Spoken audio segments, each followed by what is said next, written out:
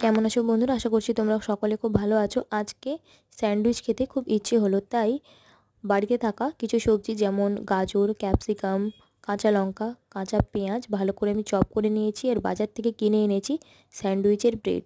সবজিগুলো চপ করে নেওয়ার পরে এর সাথে দিয়েছি টমেটো কেচাপ, কিছুটা মিয়োনিজ, অরিগ্যানো, সামান্য পরিমাণে লবণ, কিছুটা গোলমরিচের গুঁড়ো দিয়ে এই সবজির সাথে আমি এটা ভালোভাবে মিশিয়ে নেব। এবার ব্রেডটাকে আমি মাঝ বরাবর কেটে এই মিশ্রণটা ব্রেডের মাঝে আমি দিয়ে দেব।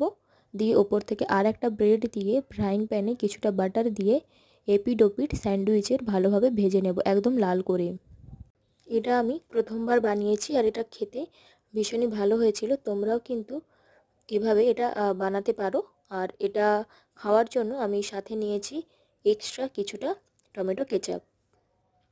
ব্রাউন ব্রেড দিয়ে বানালে এটা আমাদের শরীরের জন্য আরও হেলদি হবে, যেহেতু এতে কাঁচা সবজি রয়েছে।